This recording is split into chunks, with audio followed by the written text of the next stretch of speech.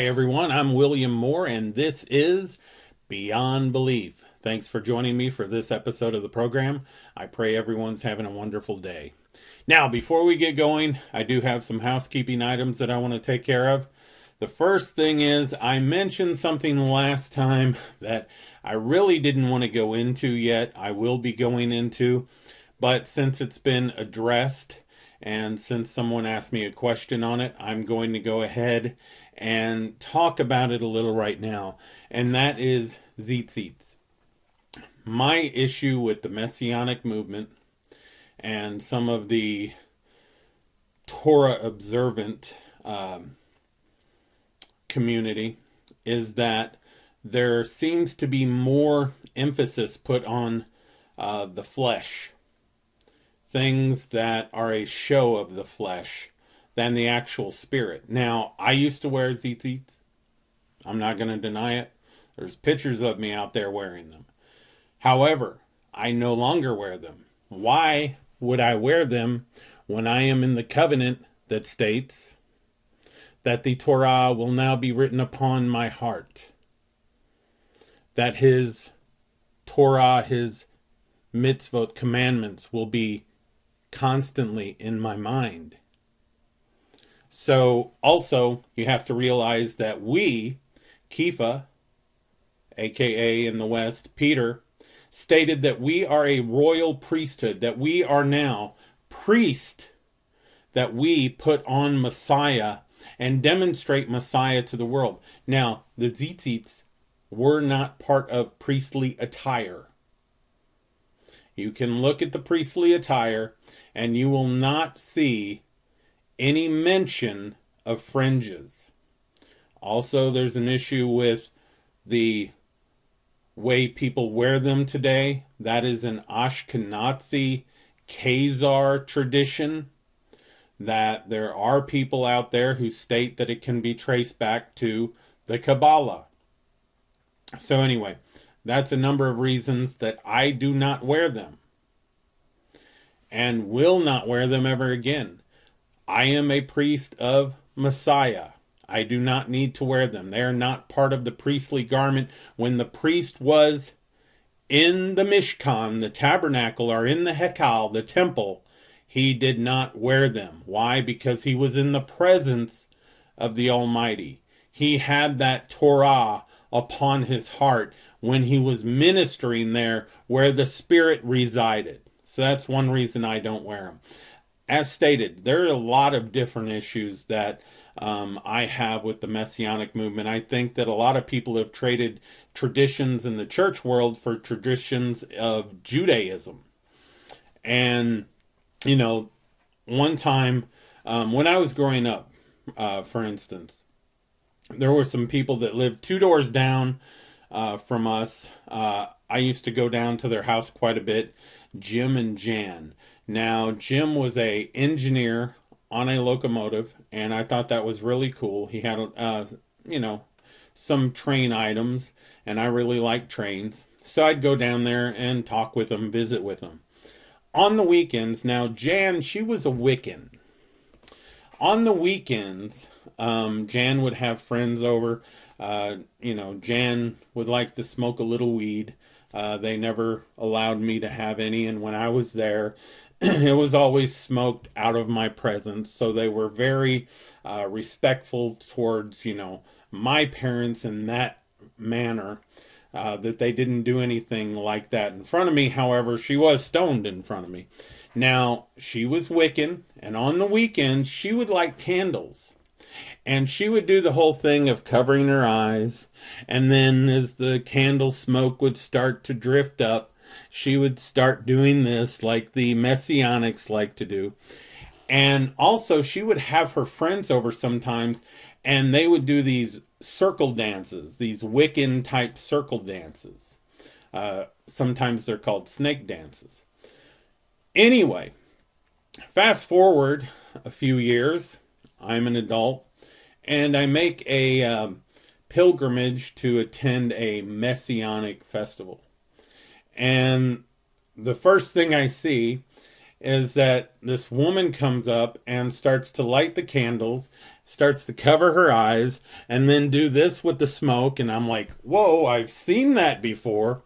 And then when they all start dancing in circles that night, I'm like, okay, these messianics have the wrong ruach. Because they were doing things that I had seen Wiccans do when I was younger. And if you go online, you can do the searches. You'll find out, look up messianic snake dances or look up snake dances or circle dances. Look up the candle lighting. Just do a little bit of research. The type of research that you did when you were coming out of Christianity and coming out of the pagan holidays then. Do, as I stated, people have traded church traditions for Judaic or Kabbalistic traditions. And that's what I'm against. And we don't need that. Messiah did fulfill, he did complete, he did uphold the things written about him in the Torah and prophets. He did bring those things to pass in his life. And there are a lot of people, Messianic Judaism or the Messianic movement is just bringing people into Judaism. And I've seen it cause more people to go into full tilt Judaism and deny Messiah than the good that I've seen it do. And so anyway, we need to drop the fleshly traditions, especially those things, there's a lot of people who hold on to weak and beggarly elements. Shaul talks about that, Galatians chapter 4, verses 8 through 11. He also talks about that in Colossians chapter 2, verses 16 and 17. And a lot of people in the Messianic movement completely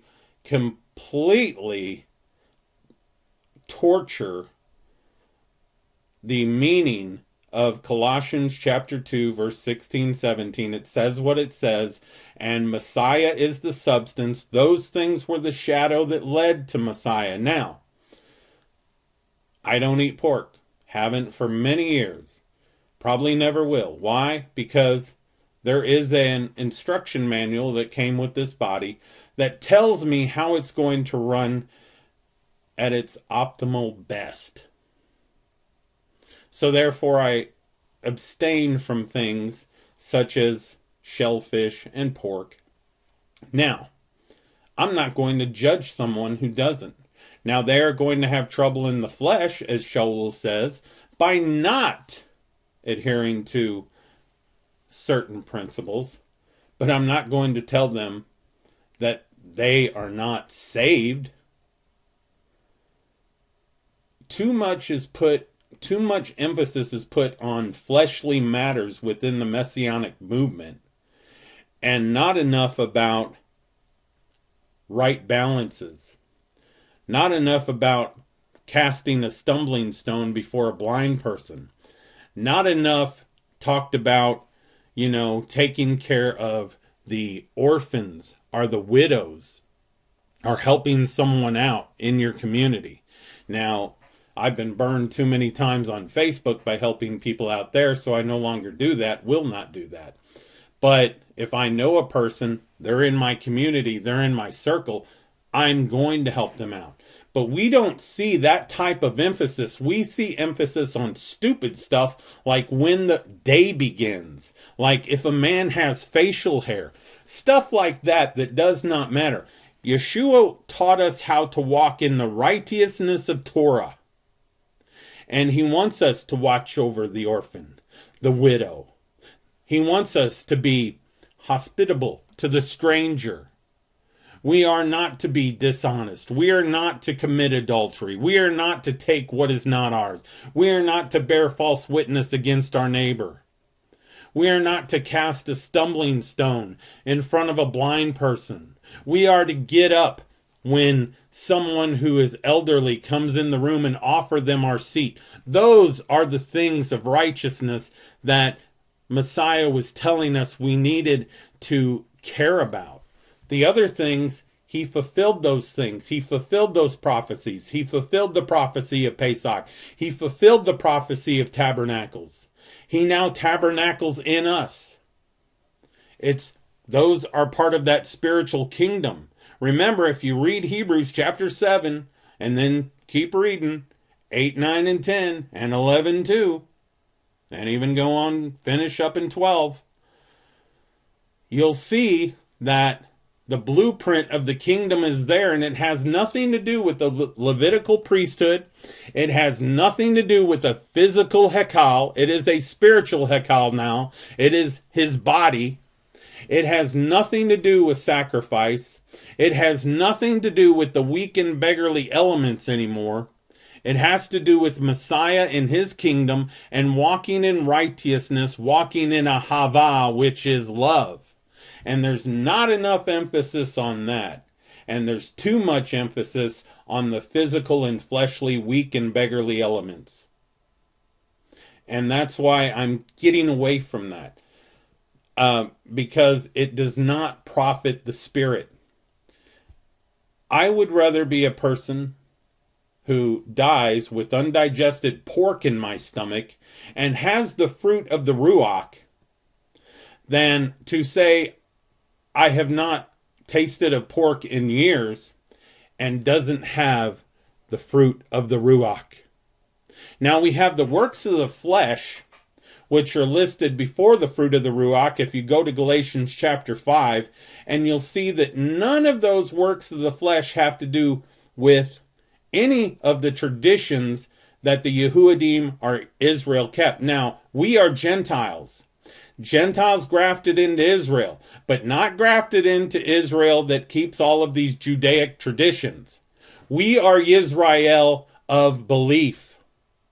We have been grafted in with Abraham through our belief in carrying out the Torah of righteousness before everyone.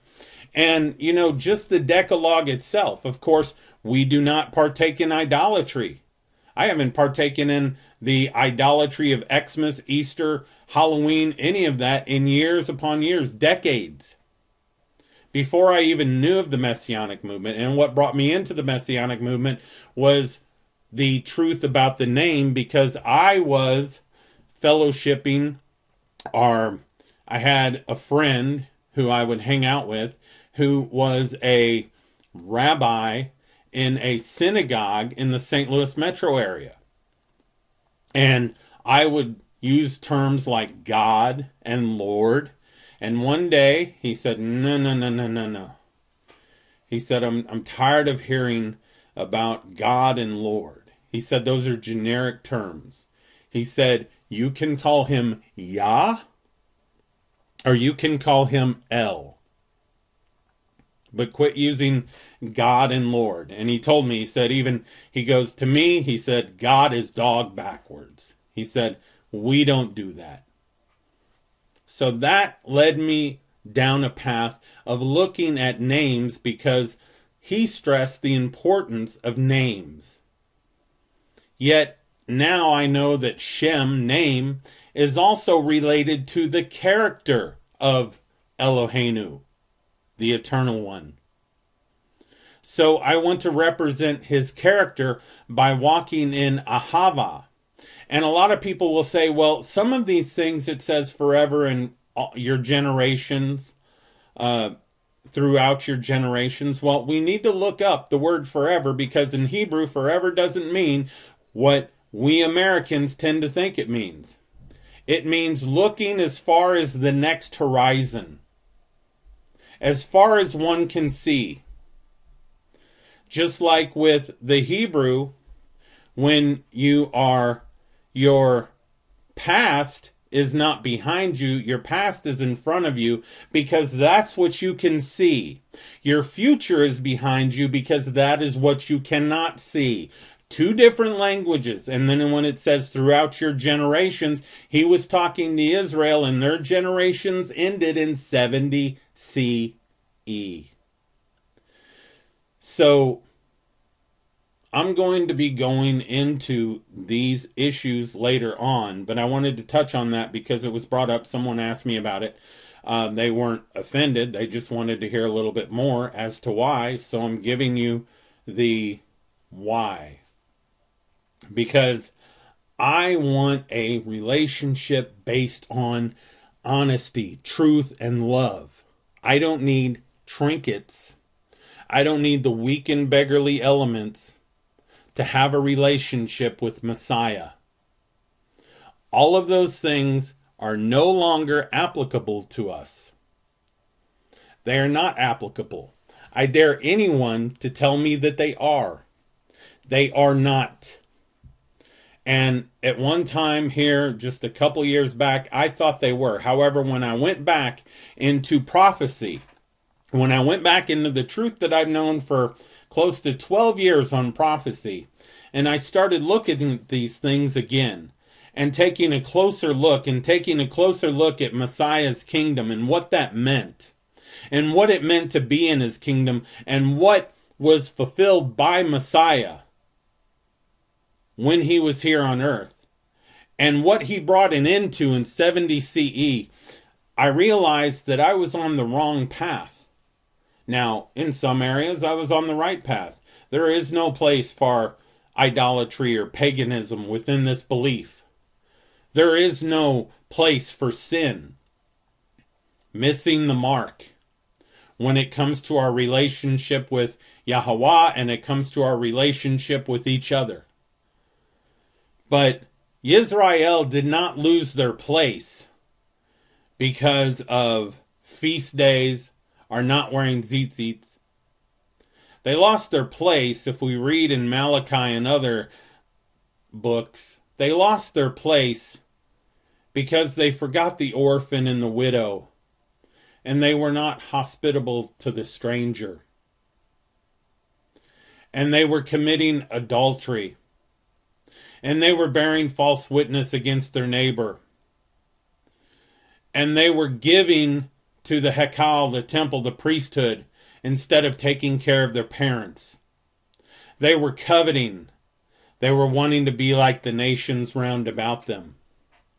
Now, Israel at the time when Mashiach came, they were prepared for that. But they missed it because they were looking at the weak and beggarly elements once again. They were looking at the physical. They expected him to come and set up a physical reign on earth at that time. So they missed it. Even though they were probably more scripturally literate at that time than any other time in their history. Yet they missed it because they were imposing their view of how Messiah should appear instead of accepting who he was and seeing him as the suffering servant and then as the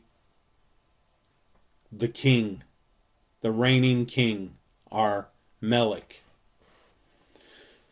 They wanted to impose their thoughts and their views upon Scripture, just like people today do. And they missed him. And that's not anywhere I ever want to be. Never. So anyway, one more piece of housekeeping.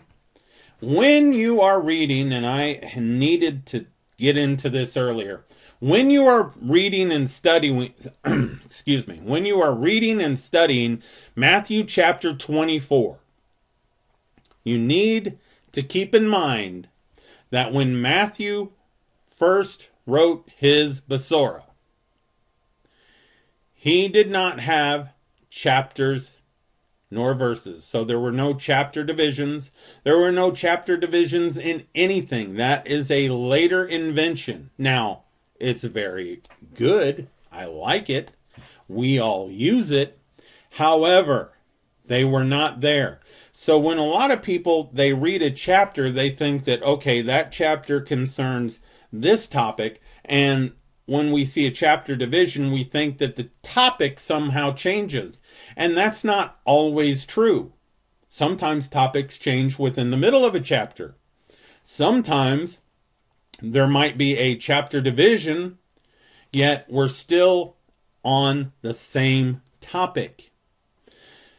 When you are studying Matthew chapter 24, you have to go back to Matthew chapter 23 to be able to understand everything fully in its proper context. In verse 29 it says, and then goes through 39, "Woe to you, scribes and Pharisees, hypocrites," or actors, "because you build the tombs of the prophets and decorate the tombs of the righteous, and say, if we had been in the days of our fathers, we would not have been partakers with them in the blood of the prophets. Therefore you are witnesses to yourselves that you are the sons of those who killed the prophets, and you fill up the measure of your fathers. Serpents, offspring of vipers, how can you escape the condemnation of hell? Therefore, behold, I send prophets and wise men and scribes to you, and you will kill and crucify some of them, and some of them you will scourge in your synagogues and persecute from city to city, so that on you may come all the righteous blood shed on the earth, from the blood of righteous Abel to the blood of Zechariah the son of Berechiah, whom you killed between the Hekal, or the temple, and the altar. Truly I say to you, all these things shall come on this generation. O Yehrushalayim, Yehrushalayim, the one killing the prophets and stoning those who were sent to her. How often would I have gathered your children together, even as a hen gathers her chicks under her wings, and you would not. Behold, your house is left to you desolate. For I say to you, you shall not see me from now on until you say, Baruch, or blessed is he who comes in the name of Yahweh. Then you have the disciples, or the Talmudim, and Yeshua leaving the presence of the Pharisees and scribes. And the Talmudim starts pointing out all of the buildings of the temple area. And he says, I say unto you, there shall not be, you see all these buildings? There shall not be one stone left upon another which shall not be thrown down. He's continuing in the same topic. The dialogue has now changed, and he is now conversing with his Talmudim because they ask him 3 questions. When shall these things be?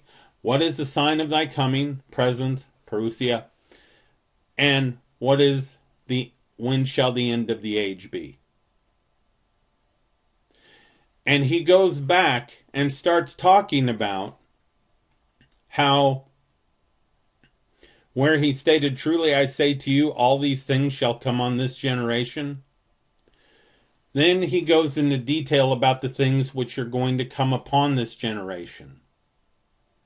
And that's what he says, this generation, and he's speaking to the Pharisees.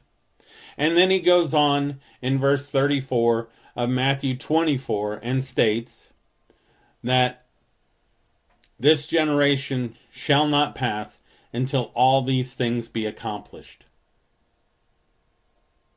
And he's still talking about that generation.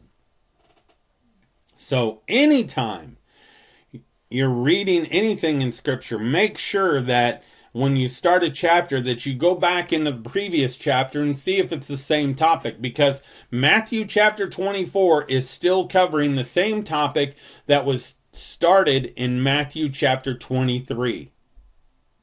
The discussion started in Matthew chapter 23. And it carries on into Matthew chapter 24. You can't talk about Matthew chapter 24 without talking about Matthew chapter 23. And where it says, truly I say to you, all these things shall come on this generation. Then we go and we look into Revelation chapter 17 and 18, and we'll see, we can figure out, just by reading Matthew chapter 23, who Yochanan, the Revelator, was talking about in Revelation chapter 17 and 18. Because almost the identical words are used. Where he says, truly I say to you, all these things shall come on this generation. Where he's talking about how the prophets and the wise men and the scribes that Yahweh has sent to them were all martyred. And that their blood, the blood of all martyrs, would be upon this generation. It's not talking about a future generation. It's not talking about, in Revelation 17 or 18, the Roman Catholic institution. I've seen, and I used to believe it. I used to believe that the Roman Catholic institution was the harlot of Revelation 17 and 18. But then I allowed Scripture to interpret Scripture. And that's what we all have to do if we're going to understand Scripture, if we're going to have the truth. And we want to have the truth if we're going to have a proper relationship with our Father. You can't have a relationship based on lies. It will not work. So anyway, I just wanted to bring that up, that you cannot really study Matthew chapter 24 without first looking into Matthew chapter 23 or studying them together, because they both go together. So let us now continue our discussion in Matthew chapter 24, comprehending the text, and this is part 8. Now learn a parable of the fig tree. When his branch is yet tender and puts forth leaves, you know that summer is near. So likewise you, when you shall see all these things, know that it is near, even at the doors. Verily I say unto you, this generation shall not pass till all these things be fulfilled. Matthew 24:32 through 34. In the first part of this series, I went over a number of passages which contain the phrase, this generation. I'd like to revisit a few of those right now.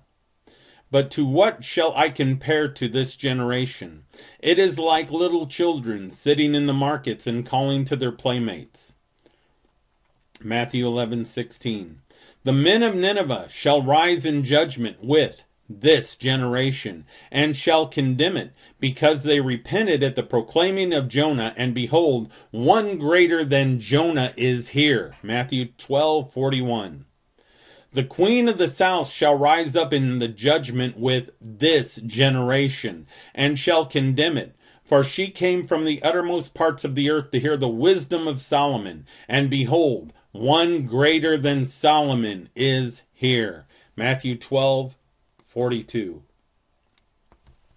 Therefore, behold, I send prophets and wise men and scribes to you, and you will kill and crucify some of them, and some of them you will scourge in your synagogues and persecute from city to city, so that on you may come all the righteous blood shed on the earth, from the blood of righteous Abel to the blood of Zechariah the son of Berechiah, who you killed between the temple and the altar.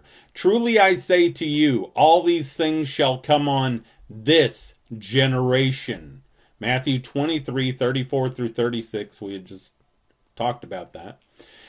And he sighed deeply in his spirit and said, why does this generation seek a sign? Truly I say to you, there shall no sign be given to this generation. Mark 18:12. Therefore, whoever shall be ashamed of me and of my words in this adulterous and sinful generation, the Son of Man shall also be ashamed of him when he comes in the majesty of his Father with the set-apart ministers. And he said to them, truly I say unto you, that there are some of those who stand here who shall not taste of death until they see the kingdom of Eloheinu come with power.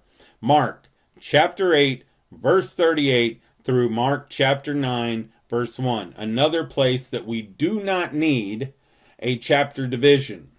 Some of the chapter divisions are absolutely terrible. And Mark chapter 8, verse 38, and Mark chapter 9, verse 1 is a prime example of that.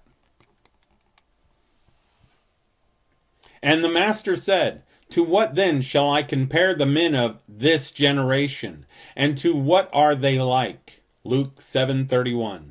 But the crowds pressing on him, he began to say, this is an evil generation. It seeks a sign, and no sign will be given to it except the sign of Jonah the prophet. For as Jonah was a sign to the Ninevites, so also shall the Son of Man be to this generation. The queen of the south shall rise up in the judgment with the men of this generation, and condemn them, for she came from the ends of the earth to hear the wisdom of Solomon, and behold, one greater than Solomon is here. The men of Nineveh shall rise up in the judgment with this generation, and shall condemn it, for they repented at the preaching of Jonah, and behold, one greater than Jonah is here. Luke chapter 11, verses 29 through 32. So that the blood of all the prophets, which was shed from the foundation of the world, may be required of this generation, from the blood of Abel to the blood of Zechariah, who perished between the altar and the Hekal, the temple. Truly I say to you, it shall be required of this generation. Luke chapter 11, verses 50 and 51. Again, that right there, that verse right there, tells us who the harlot in Revelation chapter 17 and 18 is. If we put on the brakes, slow down a little, compare scripture with scripture, scripture will interpret itself and we will have the truth. For right here it says that the blood of all the prophets, which was shed from the foundation of the world, may be required of this generation. And that's exactly what it says in Revelation chapter 17. Even Kepha, aka Peter in the West, identified the generation of that time by saying, and with many other words he earnestly testified and exhorted, saying, be saved from this perverse generation. Acts chapter 2, verse 40. So after all the verses which identified this generation as the generation Messiah and Kepha were speaking to, people want to apply the following verses to a future generation. That is just not good. That is just illogical.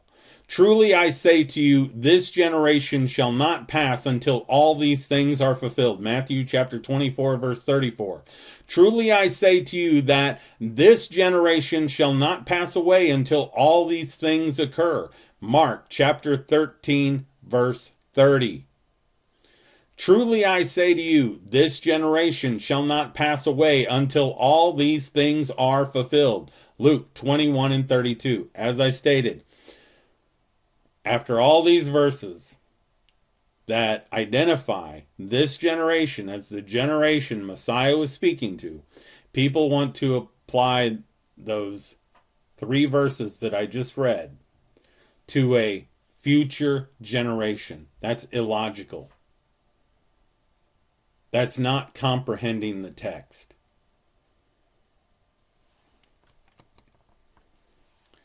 To say that the use of the term this generation in Matthew 24, 34, Mark 13 and 30, and Luke 21 and 32 refers to a future generation is completely illogical, especially when one considers Messiah's use of the term in other verses. Not only must we consider previous usage of the term this generation, we must also consider audience and who the words were being addressed to. Now learn a parable of the fig tree. When his branch is yet tender and puts forth leaves, you know that summer is near. So likewise you, when you shall see all these things, know that it is near, even at the doors. Verily I say unto you, this generation shall not pass till all these things be fulfilled. Matthew chapter 24, verse 32 through 34. If there's one thing that we need to do when we're reading scripture, it's apply critical thinking, keep everything in context, and be logical. And when you're taking 3 verses and applying them to the future, You're taking those 3 verses with that term, this generation, and applying them to the future, but yet all the other generation, or all the other usages of this generation are applied to the generation that he was speaking to. That is not a good study habit whatsoever. That's not the proper way to comprehend the text. And that leads to confusion. In answering the question posed by his Talmudim, his disciples, when shall these things be, and what shall be the sign of your coming and of the end of the age, he enumerated a number of things that would happen before the end came. Deceivers and false messiahs would come. Wars and rumors of wars would be prevalent. There would be famines, pestilence, and earthquakes. They would be delivered up to be afflicted and would even be put to death. The Besorah would be preached in all the world, and then the end would come. The abomination of desolation, the pagan Roman armies would surround Yehrushalayim. There would be a time of great tribulation. Then the Son of Man would come in the clouds of heaven, our Shemayim. Messiah uses a parable of the fig tree to illustrate this. Now learn the parable of the fig tree. When his branch is yet tender and puts forth leaves, you know that summer is near. So likewise you, when you shall see these things, know that it is near, even at the doors. Matthew 24:32 and 33. This is a universal illustration. Many trees lose their leaves during winter. After winter is over, when the new green leaves begin to show up on the trees, we know that spring is right around the corner. Yeshua said that just like you know that summer is coming when you see the new leaves on the tree, so when all these things have come about, which I have mentioned, you know that the end of the age is near, that the Son of Man is about ready to appear. Just like someone standing at the door waiting to come in. This is a simple illustration, and we should not attach other meanings to it than Yeshua intended to convey. Yet there's a lot of people who do. Read books by Hagee, read books by Hal Lindsey, and they turn this into some mysterious, type of analogy, when it's a very simple analogy that he's making. It's an agricultural analogy, which is all throughout Scripture, and the people of that time would have known exactly what it meant, which is basically just an analogy. When you see the leaves start to sprout, you know summer is nigh. So when you see all these things, know that it is near, even at the door. I'm about to appear and be vindicated, and all will know that I am the Son of Man, the Messiah.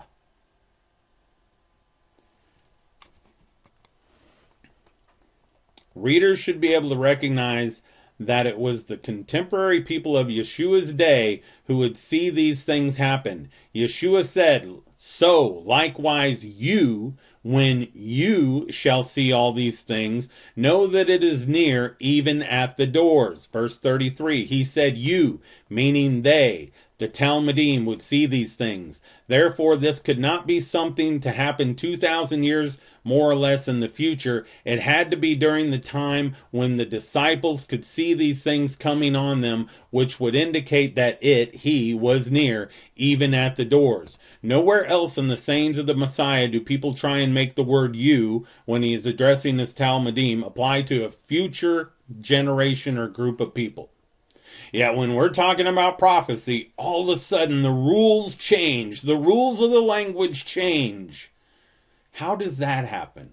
That happens by not slowing down, by not using critical thinking, and by not being logical. That's how that happens.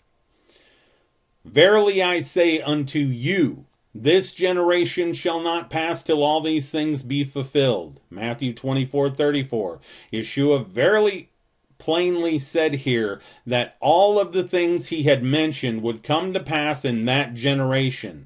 This would include the persecution of the disciples, the gospel being preached in all the world, the abomination of desolation, the great tribulation, and the coming of the Son of Man. The word generation applied to that generation of people living at that time he spoke, not to a generation of people thousands of years later. Therefore, when Yeshua said that all those things would take place in that generation, and they did, the coming of the Son of Man was to be understood to occur immediately thereafter. The word generation, as used in Matthew 24:34, is from the Greek word gene, which means by implication an age, the period, or the persons. This word has the same meaning as the word generation found in Luke chapter 11, verses 50 through 51, that the blood of all the prophets which was shed from the foundation of the world may be required of this generation. Verily I say unto you, it shall be required of this generation.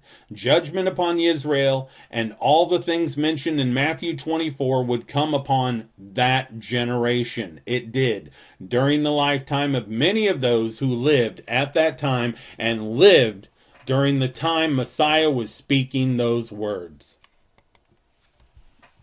Some have attempted to give the meaning race to the word generation.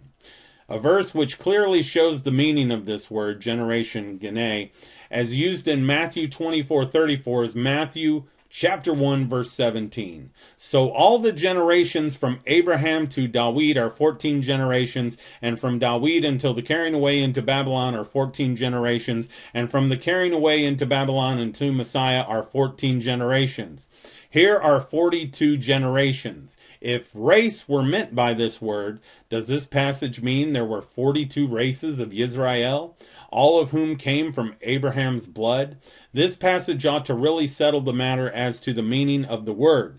Many irrelevant meanings have been given to this word generation by many different commentators, none of which are reasonable, none of which are true.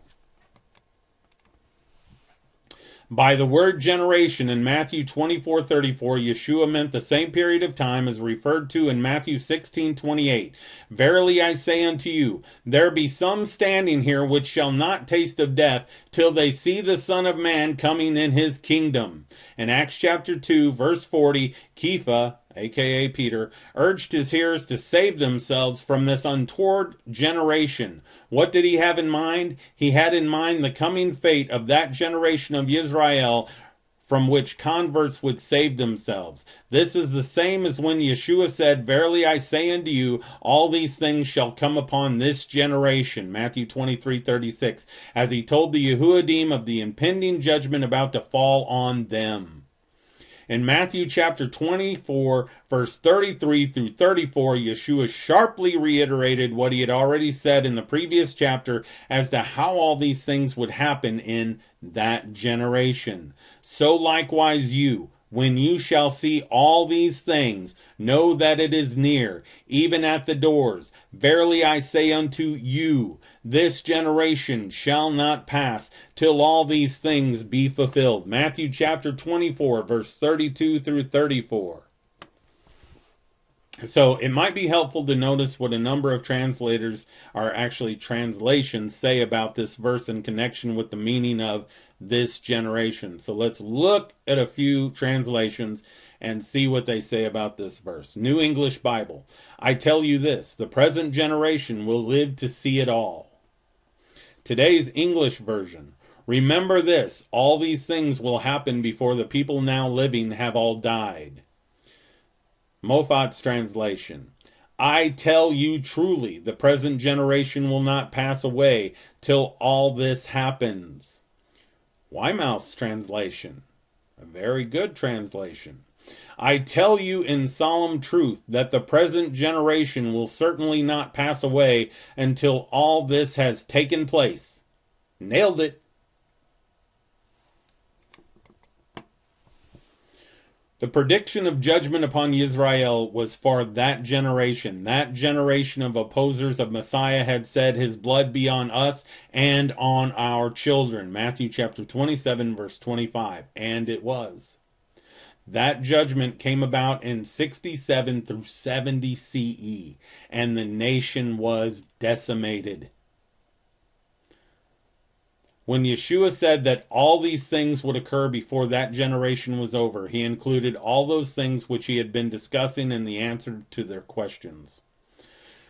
So the disciples had questions, and he answered all the things which had been discussed. All the things are spelled out for us from verse 4 right on down through verse 33, which precedes verse 34.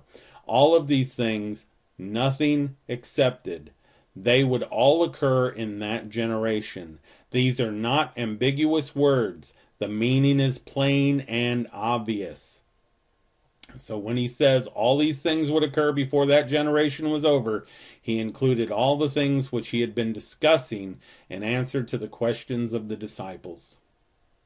If all these things were to occur in that generation, it necessarily follows that the Son of Man coming in the clouds of heaven with power and great majesty was one of those things that would occur in that generation. Verse 30, for he was answering the questions of the Talmudim as to when shall all these things be, and what shall be the sign of your coming, our presence, parousia, and the end of the age. All these things, he said, would happen in that generation, not a future generation. It would have been worded completely different if it was talking about a future generation.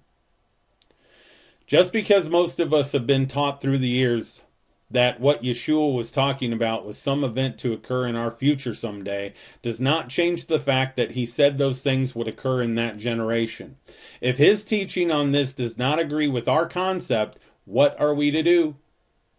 We must make our concepts agree with his teaching. It is difficult for people to let go of preconceived ideas about things, but truth is truth, and Yeshua said all these things would happen in that generation. We have previously pointed out other passages that plainly stated that he would come before all of them died. Truly I say to you, there are some standing here who shall not taste of death until they see the Son of Man coming in his kingdom. Matthew 16:28. So he told them that there are some standing here who shall not taste of death until they see the Son of Man coming in his kingdom. And that's what Matthew chapter 24 is talking about.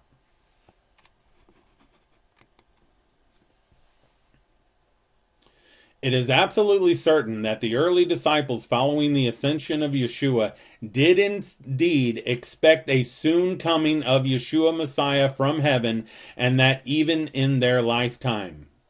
From where did they get this anticipation, if not from Yeshua himself? Modern interpreters of the renewed covenant say that the word quickly in Revelation pertaining to Messiah's coming means suddenly and not soon. But the Greek word for quickly, as used in reference to Messiah's coming, Revelation chapter 2 verses 5 and 16, Revelation 3 verse 11, Revelation 22 verse 7, verse 12 and 20, is not the same word as used elsewhere when in haste is meant. See Luke chapter 14 verse 21, Luke chapter 16 verse 6, Yochanan or John chapter 13 verse 27, Acts chapter 12 verse 7, and Acts chapter 22 verse 18.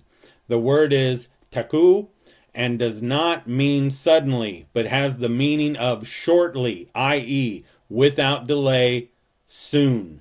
The use of this word in Revelation is in accord with the time statements of Revelation chapter 1 verse 1, things which must shortly come to pass, and Revelation chapter 1 verse 3, for the time is at hand. It seems clear to me that the writer of the book of Revelation would have understood by his own use of these various words that the coming of Messiah was to be expected soon to that generation to whom he wrote. Try telling your wife when she wants you to do something that you're going to do it shortly. And then 2 years later, you still haven't done it. And she's getting mad, and then you try and tell her that shortly means 10 years from now. Or if she asks you, when are you going to do this? And you say, the time is at hand. And then 6 months later, she says, wait a minute. You said you were going to do that a long time ago. You told me that the time was at hand. And then try and tell her that you meant, well, time is at hand means 100 years from now. These things in the book of Revelation were actually written just a couple years before the coming of the Son of Man took place. The coming of Messiah took place. He said it must shortly come to pass, and for the time is at hand. And then the book closes out with basically the same thing. Revelation chapter 22. Time is at hand, soon, shortly.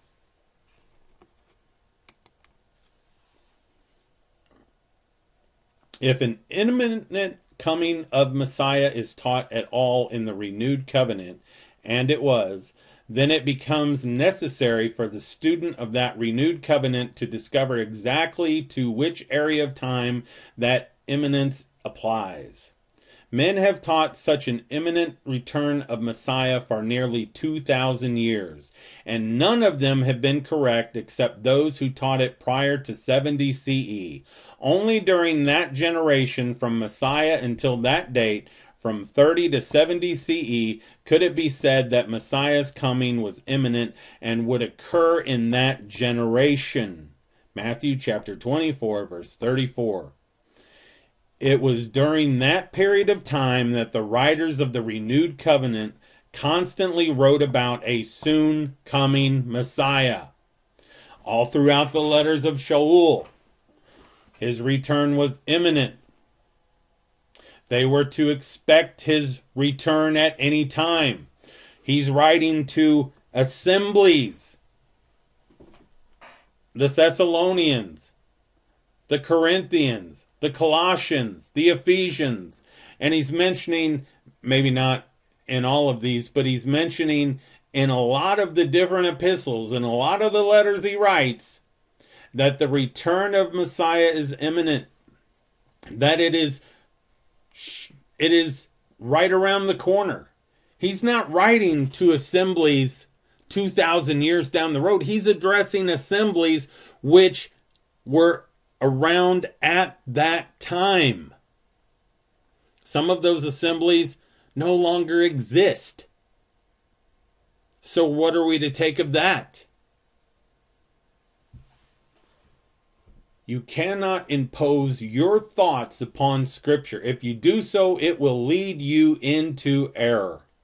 And you have to have the proper definition of words in order to understand Scripture. It's just like I stated before at the beginning with the word forever. Forever to a Greek person, to a Western person, means time without end. To a Hebrew, it means to the next horizon. And sometimes even in our own English language, we'll use it as an idiom. We'll be waiting at a restaurant for food, and it finally gets here, and we might say to ourselves, well, that took forever. Do we mean that that took time without end? So we even use it as an idiom in the English language, but yet, for some reason, when we're reading it in Scripture, we apply that Greek terminology of time without end. Eternity. That there is no point A, there is no point B. However, with the Hebrew, it is as much as I can see around me or to the next horizon. It doesn't mean forever as in time without end. So we have to know the proper definitions of words, which means that we're going to have the Strong's Concordance, the Thayer's Lexicon, the Brown Driver Briggs Lexicon, the Wilson's Dictionary of Old Testament words. We're going to have these things when we're doing serious study. And we're going to have other helps. We're going to have to look at, Hebrew word studies. We're going to have to read other books and open our understanding. And there's people within the Messianic movement that, oh my goodness, I'm not going to read something that was written by some guy that's in the church, some Episcopalian or some Baptist. Well, that means that you're very close-minded, small-minded actually, because there's a lot of truth within a lot of these different studies that you can pick up on. You can glean from just about anyone. And furthermore, a lot of the things that people use, like the Strongs, well, James Strong, he was an Episcopalian. Now, I wouldn't put too much stock in the Episcopalians or the Anglicans or the Methodists of today, but books written, 100 years ago, 200 years ago, 300 years ago by some within these groups, you're talking people who were very learned, who knew the languages. Wilson's Old Testament word studies. Once again, I believe that this man was Anglican. People use that. People use Thayer's. You have the Englishman's Concordance, which actually has a lot of people from a lot of different denominations who contributed to the final product. I'm not going to discard that just because there was a Baptist in the woodpile.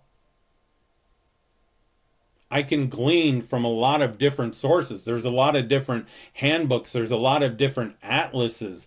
There's a lot of different archaeology that's been done by people who might not see eye to eye with me, might not even know the truth concerning prophecy as it relates to Scripture.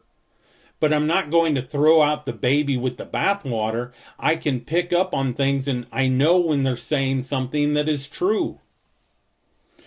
A lot of creation scientists out there, they say things that are true. Now, look at Tim Mahoney and his works with patterns of evidence, the Exodus, patterns of evidence, the Moshe or Moses controversy. Patterns of evidence, the Red Sea crossing. Patterns of evidence, the Red Sea crossing too. This man is not a Messianic. This man is not Hebrew roots. This man is not Torah observant. However, I see a lot of people in the Torah observant communities, Messianic communities, who advertise this. I have, because there's a lot of good truth in there. David Roll. He's a man who is an agnostic.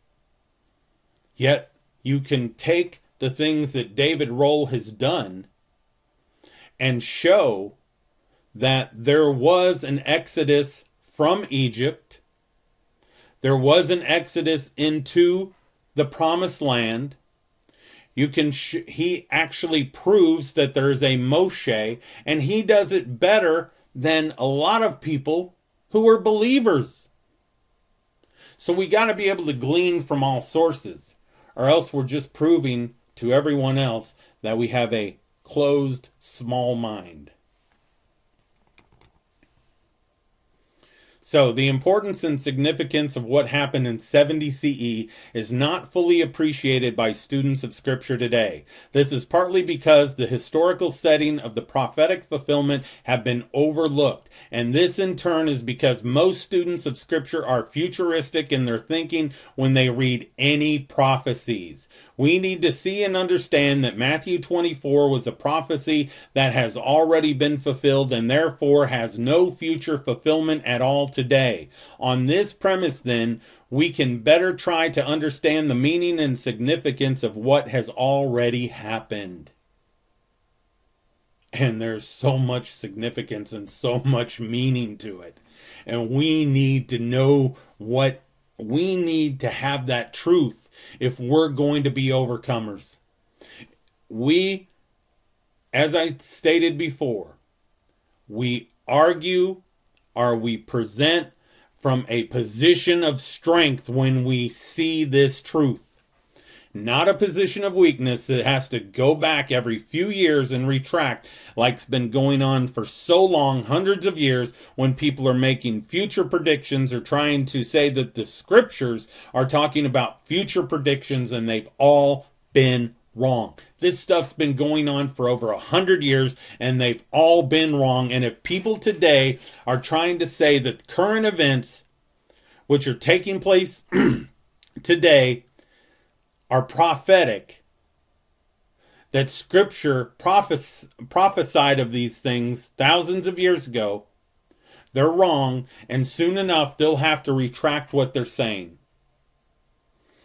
We need to read these renewed covenant prophecies with first century glasses on, not 20th century glasses. We need to understand that these future prophecies were given to the disciples with reference to their future, not our future. It is so easy to read the renewed covenant and just simply take for granted that everything applies to us and to our future. But this is not true. Yeshua spoke to the generation in which he lived. As I stated, we need to get off the stage, out of the first row, and we need to look at this as spectators. We need to look at the conversation between Yeshua and his Talmudim, his disciples, as a spectator, and not as being part of the conversation, because that leads to error. So, we are going to continue our discussion next time. There's 2 more episodes, and then we're going to wrap this up. But we really need to put the brakes on when we're reading Matthew chapter 24. We need to get rid of all preconceived notions. We need to get rid of all the conclusions that we've held on to in the past. And we need to allow Scripture to interpret Scripture. And we need to, and this goes back to something that I had opened up this program with, we need to get rid of this love for all things Israel. Because the people living right now in that land are not, and that's going to be my next series, are not descendants of Abraham, Yitzhak, and Jacob. They are not descendants of the patriarchs. They are Ashkenazis. They are Khazar. They have nothing to do with that bloodline. And that can be easily proven. They themselves admit it in a lot of their own encyclopedias. So we're going to get into that. But there's a lot of confusion that's been created by Christian Zionists like John Hagee, who's trying to get you to give $2,600 right now to fly Ukrainian Jews from Poland to Israel. But somebody looked up the flights and saw the cost, only $804. Yet Hagee wants $2,600 and something dollars. Over 3 times the amount that it actually cost. I wonder who's getting, the rest of that money.